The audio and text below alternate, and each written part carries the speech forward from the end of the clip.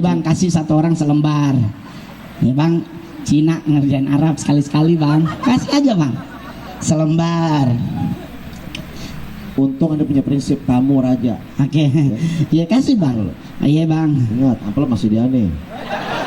Iya iya. Iya juga sih. Oh, pintarnya Arab. Bang Said, Bongol minta tolong boleh nggak bang? Cariin tisu 6 lembar. Buat Udah cariin aja. Sekali-sekali Cina nyuruh Arab. Sekali-sekali bang. Hehe, kalau belajar sejarah kan Cina sama Arab kan temenan ya.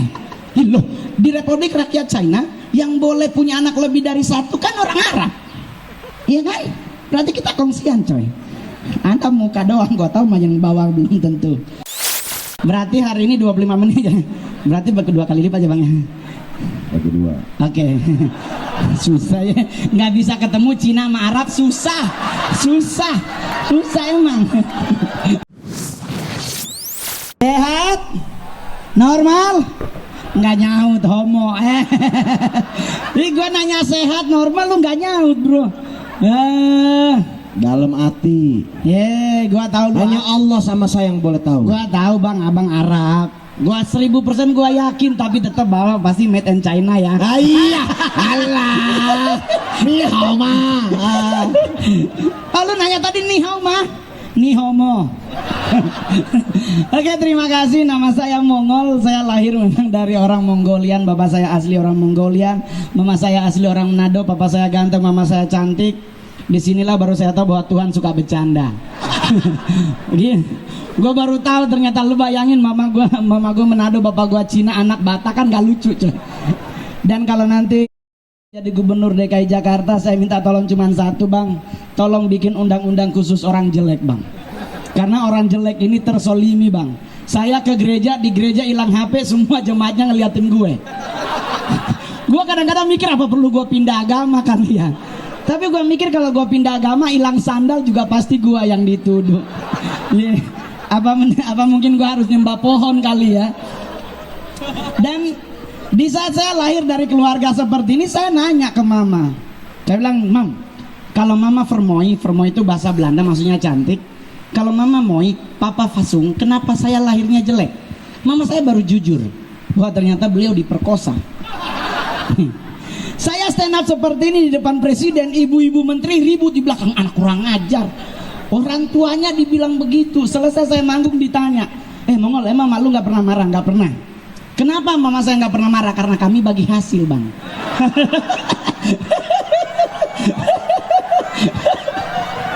Aduh, jadi di saya stand up 2011 di Metro TV, saya bawa materi seperti ini. Saya pulang, jujur aja, pertama kali saya pulang mama sama sapu depan pintu.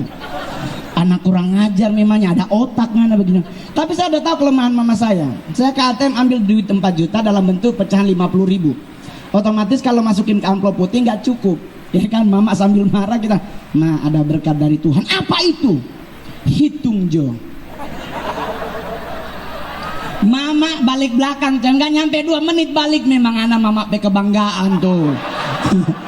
Sistemnya bagi hasil coy. Dan saya bersyukur saya bisa masuk dunia entertain lewat jalur stand up. Kenapa lewat jalur stand up? Memang enak lewat stand up, karena kegiatan kita bisa jadiin materi. Kalau jadi pemain sinetron, aduh Tuhan, saya pernah main sinetron coy, sampai di lokasi syuting disuruh ambilin aqua. Dikirain gua PU coy. Tapi satu hal yang paling gua banggain adalah film Mongol terbaru, Komik 8 Casino King Part 2. Dalam waktu 7 hari menyabet penonton 1 juta. Mantap. Berarti udah ketahuan bonusnya kan. Cuman karena gua Kristen, agama gua mintanya 10%. Aduh. Berasa pingin pindah. Nanti kalau Bang Ahmad Dhani jadi gubernur DKI Jakarta, saya usul agama harus tambah 1 lagi, namanya flexible religion. Jadi agamanya harian. Soalnya enak sebelah kan, 2,5% nih per tahun. Gereja per bulan yang 1 per tahun. Gua Cina milih yang paling murah. Ntar gua balik lagi gitu. Jadi ya kan, soalnya kan lihat dong, muda, beda, gembira. Anak muda sekarang lagi banyak, cuman memang di Garda Bangsa belum ada stand up komedinya. Penyanyi udah banyak, pemain sinetron udah banyak, stand up gue yang paling jago di Indonesia. Saya stand up di Indonesia per 15 menit 25 juta. Berarti hari ini 25 menit. Berarti kedua kali lipat ya Bang. Bagi dua. Oke. Susah ya. Nggak bisa ketemu Cina sama Arab, susah. Susah emang. Tapi saya seorang stand up komedian, saya selalu mengkritisi soal Indonesia. Karena Indonesia ini adalah negara yang sangat kaya. Kita bisa belajar dari banyak sejarah. Kekayaan Indonesia itu nggak ada habisnya sampai sekarang. Kita masih bertengger sebagai 4 negara besar penghasil emas di dunia. Negara kedua penghasil batu bara terbesar di dunia. Negara pertama penghasil timah terbesar di dunia. Negara pertama penghasil ikan tongkol dan tuna terbanyak di dunia. Indonesia negara penghasil cabai kedua terpedas di dunia. Serius. Dan Indonesia negara penghasil cabai termahal di dunia. Itu cabai-cabean. Bawa pulang 300. Lu nyari murah ke Atrium.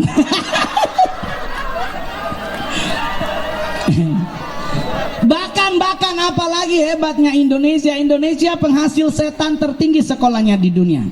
Anda boleh nonton ribuan film horor, tetapi Indonesia ada satu setan yang satu-satunya sarjana di dunia, namanya Suster Ngesot. Karena sebelum jadi setan beliau kuliah di Akademi Keperawatan, berarti Suster Ngesot S1. Cuman Indonesia negara paling aneh di mana? Ngupil. Indonesia negara terjorok di dunia dalam hal ngupil. Orang bule ngupil ambil langsung selepet. Indonesia nggak ambil pasti dipelintir.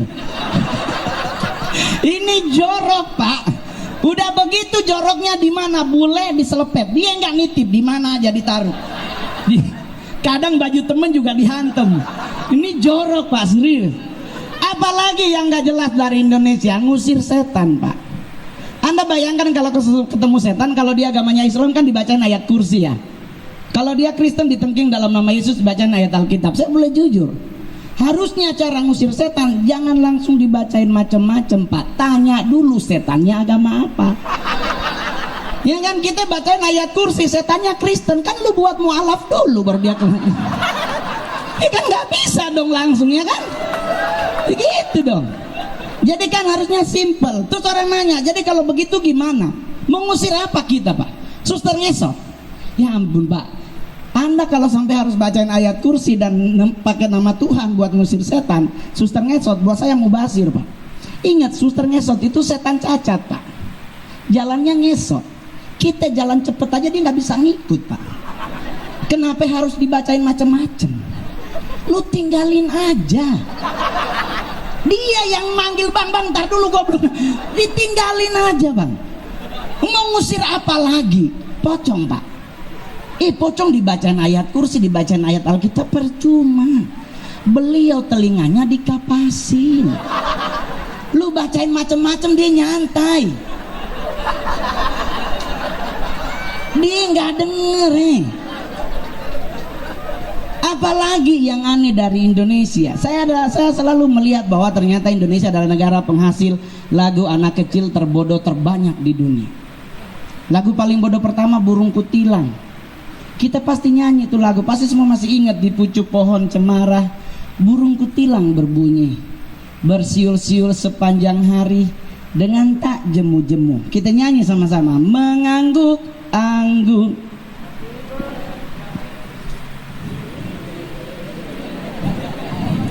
Gua beli tuh burung. Gue penasaran sama burung kutilang. Sumpah sampai mati nggak bunyi trilili. Kita dibodohin sama lagu. Sumpah 2 tahun gue pelihara nggak bersiul-siul. Dibilang bersiul sepanjang hari, kapan napasnya tuh burung? Nggak mungkin. Bener, berarti yang bikin yang PA. Apalagi lagu anak kecil yang bodoh, menanam jagung. Kita pasti ingat lagunya, cangkul, cangkul, cangkul yang dalam menanam jagung di kebun kita. Saya udah nanya semua petani di Indonesia bagaimana cara menanam jagung. Ternyata nggak dicangkul Pak, pakai tongkat. Lu nyangkul mau nanam jagung apa jenazah Boy? Ini kan PA Pak. Ada banyak lagu Indonesia yang gak jelas, termasuk satu balonku ada 5. Saya udah nanya sama semua acara, saya selalu nanya balonku ada 5, warna pertama adalah warna apa? Warna apa? Merah. Saya kasih tahu buat Anda, kalau dimulai dari warna merah, balonnya jadi 6. Merah, kuning, kelabu, merah muda, dan biru. Yang meletus lupa A. Warna yang pertama benar adalah hijau. Tapi kenapa lagu balonku ada 5 nggak boleh dinyanyiin anak kecil? Efeknya Pak, meletus balon hijau, hatiku sangat. Bayangkan cuman gara-gara balon. Anak umur 5 tahun hatinya kacau Pak. Jadi jangan wajar kalau akhirnya gede-gede banyak jadi homo. Sorry. Saya kebetulan adalah saya adalah stand up komedian. Dulu saya pernah manggung di acara Indonesian Idol, dan saya membuat istilahnya tuh bukan homo, saya pakainya istilahnya KW. Jadi saya adalah pakar KW internasional. Saya bisa tahu mana cowok normal, mana tidak, cuman dengan banyak hal. Cowok normal itu kalau gerah dia simple, narik baju. Panas. Ini pasti normal. Tapi bagaimana kalau KW pakai tangan?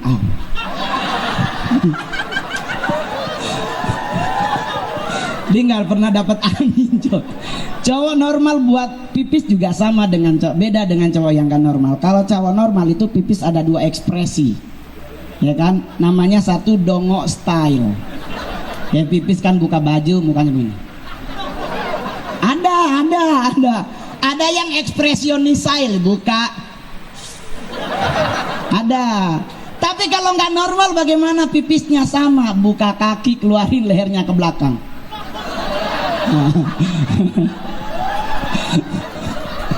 Kan orang nanya sama gua kenapa kalau dia nggak langsung begini, takut digebok coy, jadi ke belakang. Buat mau nyari tahu cowok yang nggak normal, datanglah ke mall-mall. Apalagi di mall itu ada tempat nge-gym, ya kan? Ada cowok yang kan cowok Indonesia tuh kan ngeselin, sok laki jalannya, wah six pack. Lu mau nyari tahu mereka yang jalan begitu mana yang normal? Satu aja kalimatnya, lu panggilnya di belakang, Cin, lihat siapa yang nengok, samperin langsung, selamat ya Anda homo. Karena cowok normal panggilannya nyet bukan Cin. Nyet, woi, oh itu normal.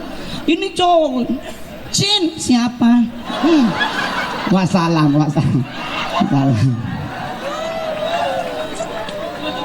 Dan saya adalah seorang pakar KW internasional. Dengan undang-undang KPI yang baru, akhirnya gua susah dapat job di TV. Dia nggak boleh ngondek. Kalau ngondek di blur. Ini lama-lama kalau gua lagi syuting di patung pancoran pun di blur. Tapi kalau Anda lihat patung pancoran pakai baju apa telanjang? Pakai baju apa telanjang? Telanjang loh. Kenapa nggak pakai celana? Kan kalau kita lihat dari belakang kayak ada yang gandul.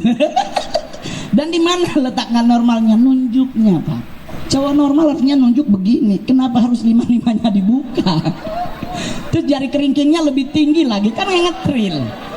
Iya kan begitu. Nah sama juga kayak bundaran HI kan begitu. Coba lihat cara berdirinya, nggak laki-lakinya. Cewek berdiri enak, cowoknya jinji. Cowok normal kagak jinjit bos. Tuh mau ngapain? Ini kayaknya dancer dulu.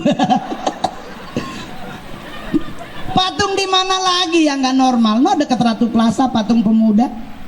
Cowok normal kalau ngangkat barang kan dia begini. Kenapa dia pantatnya doyong? Kenanya harus begini. Pasti nggak normal. Udah begitu nggak pakai celana lagi. Dan telanjang pantatnya. Kemana pantatnya? Ke Blok M. Jadi lu jangan kaget kalau di Blok M banyak ngondek. Ya kan? Dan saya adalah stand up comedian. Saya jujur, saya beragama Kristen. Saya belum pernah dimarahin oleh KPI. Tapi saya paling sering dimarahin oleh gereja. Saya udah pernah 2 kali disidang bahkan. Cuman gara-gara materi sepele. Anda boleh cari di YouTube, nggak diblokir. Karena saya ngomong begini di salah satu acara, bahwa sekarang saya sebagai orang Kristen saya suka sakit hati kalau ke gereja. Kenapa saya sakit hati? Karena saya kalau ke gereja saya dengar pendeta doanya nakut-nakutin. Anda yang agama Kristen pasti doa yang menakutin Anda tahu. Selalu minta Tuhan suruh datang. Tuhan, hadirlah di tempat ini. Goblok dia manggil.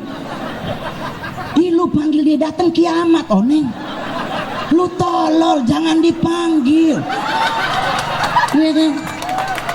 Loh, agama Islam juga ngomong kan Isa Al-Masih Imam Mahdi datang selesai, nah gereja manggil Tuhan hadirlah, gua pulang goblok nakut-nakutin. Di pendetanya PA sumpah. Jangan dipanggil, bos. Lu kirain Tuhan kita teh celup naik turun bukan. Santai coy. Aneh kan? Sorry saya waktunya cuma berapa bang? Masih ada berapa jam lagi? 30 menit. Tuhan Yesus, gue pindah agama di sini. Jadi saya kalau stand up kemana-mana ya saya santai. Saya kalau dimarahin gereja gue ajak ribut. Saya pas di sidang pendetanya yang paling muda umur 69. Gue nggak bisa bantah, gue nunduk di sidang. Anda pikir gue malu? Takut enggak? Gue nunggu lu salah ngomong. Bener dia nggak salah ngomong. Pak Mongol tidak menghargai pekerjaan kami. Kami begini-begini biji mata Allah. Ya gue langsung nanya, gue bijinya siapa pak? Pendetanya langsung balik belakang ketawa, goblok nih anaknya bener. Lah kan gue udah terkenal Mongol stres. Anda coba cari di YouTube kayak saya kalau stand up selalu kacamata di mana? Di sini kan. Anda tahu kenapa? Karena sorry mata gue nggak minus, yang minus otak gue. Jadi santai. Ya kan? Yang penting buat Bang Ahmad Dhani selamat bertarung jadi DKI 1. Semoga DKI Jakarta dapat gubernur yang keren dan yang bisa menghargai para seniman. Iya dong bang, ya kan? Iya. Coy kayak gua nih, aduh Tuhan. Gua kadang-kadang suka sakit hati coy. Gua ke Beijing, gua disambut. Tapi gua di Manado dicewekin. Kesiawaro turun orang ribut dempet. Gue coy cuma diliatin, oh dia. Oh jelek ya. Ih gue kadang-kadang pengen pindah provinsi sumpah. Apalagi yang hebat. Yang hebat tuh tari-tariannya. Anda tahu tari-tari Indonesia tari yang terbanyak di dunia? Dari Aceh terkenal tari apa bang? Tari saman pakai jilbab tertutup coy. Turun Sumatera Utara makin putus bajunya. Ya kan, masuk Palembang makin habis. Oh, masuk Karawang Jawa Barat ketek hilang. Oh, masuk Pulau Bali dada habis. Masuk Manado, habis. Papua terakhir. Soalnya pakai baju.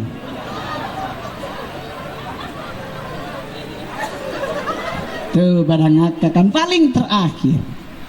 Bang Said Bongol minta tolong boleh nggak bang? Cariin tisu 6 lembar. Buat Udah cariin aja. Sekali-sekali Cina nyuruh Arab. Sekali-sekali bang. Kalau belajar sejarah kan Cina sama Arab kan temenan ya. Loh, di Republik Rakyat China yang boleh punya anak lebih dari satu kan orang Arab. Iya kan? Berarti kita kongsian coy. Anda muka doang, gua tahu mah yang bawah belum tentu. Bang Said Mongol minta tolong, Bang Said tarik 6 orang laki ke atas panggung. Istighfar Mongol. Nggak akan gua apa-apain bang, nggak akan gua pakai sumpah. Nggak. Siapa? Satu. Iya satu. 2. Siapa lagi 2? Reza Herlambang. Ca, masuk Ca. Dia tadi ngebisikin nama gue bang, pakai materi LGBT. Oke. Ya. Masuk bang. Sekjen DPP PKB. Mohon izin. Pak Karding. Boleh. Aduh. Ketum Garda Bangsa. Ketum Bangsa. Boleh. Mas Malik. Udah, abis itu ini aja nih. Lundut. Ayo masuk. Oh, iya. Terakhir lagi ya. 1, 2, 3. Sebentar. Oke. Tadi ente nyuruh aneh, kenapa ente milih sendiri? Kalau mau milih sendiri nggak usah nyuruh-nyuruh. Dia aja 1. Mana? Dia aja 1. Udah. Yang mana? Lu sengaja aja nih 5 orang pria yang ganteng ini. Lu nggak usah bang. Katanya 6. Udah cukup 5. Nih bang, kasih 1 orang selembar. Nih bang, Cina ngerjain Arab sekali-sekali bang. Kasih aja bang, selembar. Untung anda punya prinsip tamu raja. Oke. Ya kasih bang. Iya bang. Ingat, amplop masih di aneh. Iya. Iya juga sih. Oh, pintarnya Arab. Oke. Ya, seorang selembar udah dapat. Oke. Dengerin perintahnya. Udah megang tisu nih. Seandainya jidatmu basah. Menurut Kamus Besar Bahasa Indonesia, kalau menggunakan kata seandainya berarti jidatnya tuh udah basah. Berarti Bapak udah pegang tisu, lap jidatnya dengan tisu yang Anda pegang. 1, 2, 3. Oke, terima kasih. Silakan kembali ke tempat Anda. Udah selesai Bang, serius kembali. Serius. Udah. Sebagai pakar KW internasional, saya akan memberi penilaian kepada Anda 6 orang pria yang naik ke atas panggung. Nggak ada yang normal.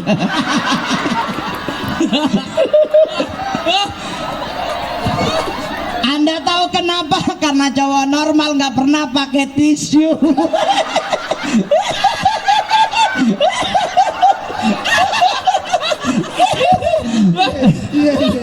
Udah begitu dari ada yang sempat dilipat, yang dilap jidat, yang bengkok mulutnya. Itu nggak normal coy. Aduh, kenapa ya? Aduh ya. Yang paling terakhir buat semua yang hadir hari ini, saya adalah salah satu duta dari satu kementerian. Saya adalah duta Say No to Seks Bebas.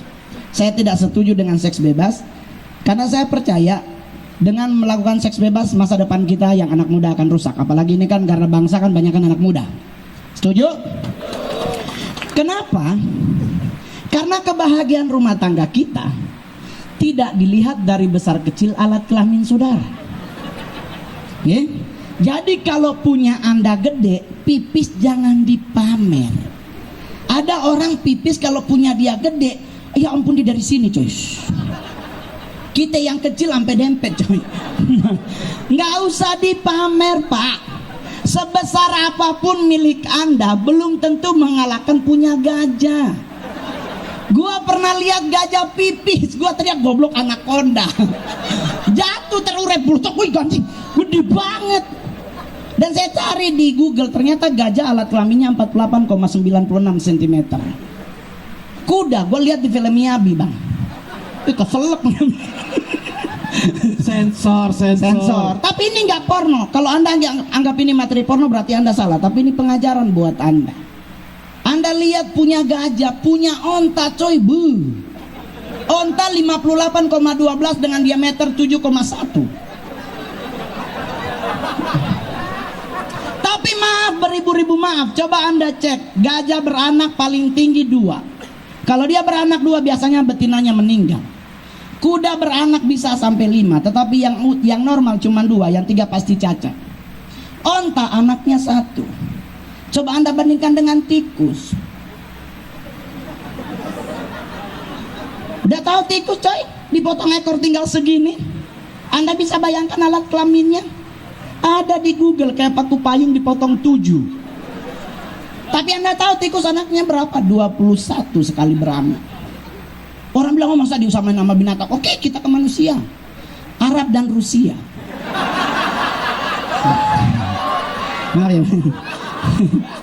Udah habis. Makasih Bang, bentar dulu bang, belum selesai. Udah habis. Oh bang, abang duduk, jangan sampai gua pakai bang. Abang duduk bang. Arab dan Rusia adalah negara terbesar alat kelamin di dunia. Tetapi maaf, beribu-ribu maaf, penduduk terbanyak di dunia yang megang Republik Rakyat China. Jadi, materi ini intinya adalah bukan porno, tetapi kebahagiaan rumah tangga kita tidak dilihat dari besar kecil alat kelamin kita, tetapi dilihat dari mana kita menghargai pasangan kita. Ketahuan yang tepuk tangan kecil.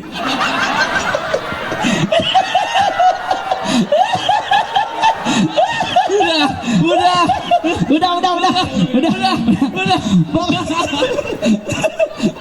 Banyak banget jangan tepuk tangan. Berarti sebenarnya ketahuan. Habib juga tepuk tangan. Bukan, aneh boleh jujur, aneh cuma aneh kecil 2 cm dari tanah. Ya terima kasih, saya Mongo. Selamat malam. Terima kasih Mongo.